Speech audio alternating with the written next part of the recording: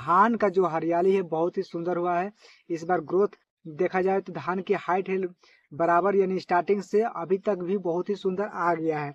साथ ही देखा जाए तो किसान भाइयों पिछला साल के मुकाबला में इस साल के जो गाछ की क्वालिटी है, सुंदरता है, बहुत ही सुंदर। इस बार जो किसान भाइयों लास्ट स्टेज है, यहाँ पर आप अपने खेत को जो सही ढंग से देख रेख कर लेते हैं तो इस बार जो उत्पादन है लगभग देखा जाए तो 20 से 30% ज्यादा होने वाला है। और यहाँ पर बहुत सारे किसान, यहाँ पर ये भी है कि 30-40% जो किसान है अपना उत्पादन को कम कर लेते हैं। लेकिन इस वीडियो के माध्यम से सारा जानकारी मिलने वाला है किसान भाइयों की जो धान में लगने वाला रोग है उसका कौन सा प्रक्रिया से कौन सा स्प्रे करें, कौन सा खाद को डालें, धान की बालियां बनने लगती है या फिर 20% 30% निकल जाती है, उस अवस्था में धान के खेत में कितना मात्रा पानी रखना चाहिए, कितना पानी मात्रा नहीं रखना चाहिए, सारा जानकारी इस वीडियो के माध्यम से मिलने वाला है। तो वीडियो को बिना स्किप किए कंप्लीट देखें। तो चलिए सबसे हम पहले बात करें किसान भाइयों धान में लगने वाले कुछ प्रमुख बीमारी जो स्टार्टिंग होता है। तो अगर देखा जाए तो शीत जब वहां से स्टार्ट होता है, गिरने लगता है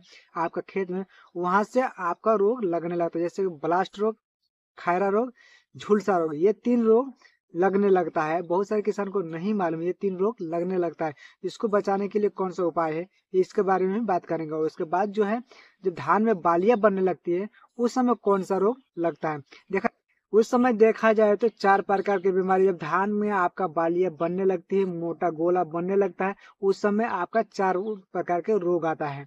देखा जाए तो इसमें पत्ता लपेट सबसे पहले, तना छेदक, इल्ली रोग, सुंडी रोग, ये 4 प्रकार के रोग आता है। उस समय आपका कौन सा स्प्रे करना है।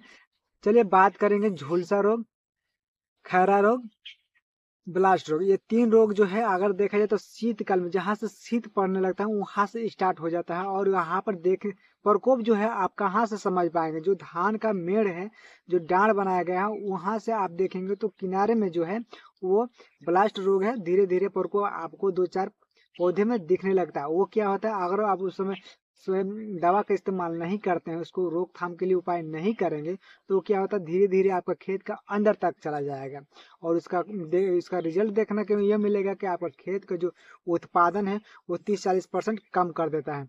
तो चलिए हम बात करेंगे कुछ ऐसी चीज को। उसके बाद जो हम बात करेंगे जो धान में लगने वाला है पत्ता लपेट, तना छेदक, सुंडी रोग, इल्ली रोग, ये 4 प्रकार के रोग है। उसमें कौन सा दवा का इस्तेमाल भी करना है इस चीज पर भी हम बात करेंगे। तो आपका जो धान, ये 4 प्रकार के रोग है, इल्ली रोग, तना छेदक, सुंडी रोग, पत्ता लपेट, ये 4 प्रकार के है। उसमें एक ही दवा जो मैं पिछले कई सालों से, ये मैं सीना ठोक के बोल रहा हूँ, पिछले कई सालों से मैं लगातार उपयोग करते रहा हूँ, वो भी कम सस्ता में।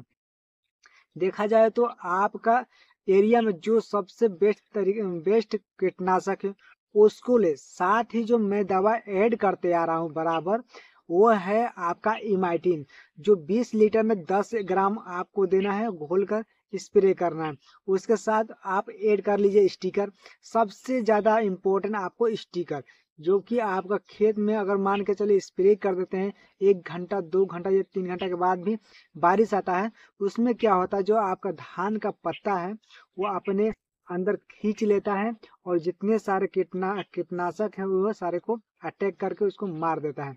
और यहाँ पर स्टिकर उपयोग करने से ये फायदा है, अगर स्टिकर का उपयोग नहीं करते हैं तो उस समय क्या होगा, बारिश अगर आ भी जाता है तो वो सारा आपका जो स्प्रे है सारा बेकार हो जाएगा।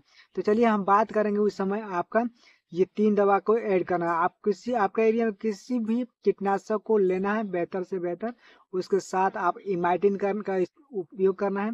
उसके साथ आपको स्टिकर लेना है। स्टिकर वो आपका बहुत ही कम खर्चा में हो जाता है। और स्टिकर का डोज की बात किया जाए तो 10 ml 20 लीटर पानी में 10 ml को घोलकर आप स्प्रे कर सकते हैं। इसका जो अटैक है ना किसान भाइयों, मैं बार बार बता रहा हूँ, इसका जो अटैक है चाहे कितने प्रकार का कीट जो लगे हुए हैं, चाहे वो तना के अंदर ही क्यों ना हो, उसको ऊपर भी अटैक करने को कर देता है। ये इमाइटिन बहुत ही पावरफुल है। और ये बात देखा जाए तो किसान भाइयों किसी प्रकार को जो रोग है वो कीटनाशक है वो सबको मार देता है। और आपका खेत में देखा जाए तो पूरे फसल में, चाहे वो धान की हो या फिर और भी कोई भी फसल का है, एक फसल में 3 से 4 बार स्प्रे कर लेते हैं तो पूरा आपका फसल जो है समाप्त हो जाएगा। उन्हें ये शुरू से लेकर स्टार्टिंग से आपका जो समय लास्ट होने वाला वहां तक आपका इस दूसरा कोई दवा स्प्रे करने का जरूरत ही नहीं पड़ता है। तो चलिए हम बात करेंगे अब जब धान में गोला बनने लगता है उस समय कौन सा प्रक्रिया को अपनाएं। देखा जाए तो किसान में धान के जब गोला बनने लगता है और उसमें जब 30 से 40% धान की बालियां निकल जाती है बाहर, तो उस समय देखा जाए तो धान की जो पानी है 2 इंच से 3 इंच रखें। मैं बार बार पिछले वीडियो में भी बताया था और इस वीडियो में मैं बता रहा हूँ कि 2 से 3 इंच पानी रखें। जब धान का बालिया 80 से 90% निकल जाता है तो उस समय आप धान के पानी सारा निकाल दे। उस समय देखा जाए तो किसान भाई ये होता है ना, जब आपका धान के बालिये में दाना बढ़ने लगता है उस समय क्या होता है, जो मिट्टी के कीट हैं वो ऊपर की तरफ आते हैं और आपका बालिये में सीधा अटैक कर देते हैं। लेकिन अगर उस समय आप पानी का खेत से पानी निकाल देंगे तो क्या होगा, मिट्टी का जो जड़ होता है धीरे धीरे टाइट होने लगता है। टाइट होने के कारण कि देखा जाए तो जो कीटाणु है वो मरने लगते हैं। तो ये सारा सबसे बेहतर प्रक्रिया है जो मैं पिछले कई सालों से बहुत सारे किसानों को बताता रहा हूँ और इस बात को आप सभी को बीच में शेयर कर रहा हूँ। देख रेख कर लेते हैं तो अपने धान का जो उत्पादन है 30 से 40% और बढ़ा लेते हैं। 1 एकड़ में 60 से 70 कुंटल होता है तो वो अपने उत्पादन को 80 से 85 कुंटल 1 एकड़ में कर लेते हैं। इस वीडियो को ज्यादा से ज्यादा और भी किसान भाइयों तक शेयर करें। मिलते हैं अगले वीडियो में कुछ नए जानकारी के साथ, तब तक के लिए धन्यवाद। जय जवान जय किसान।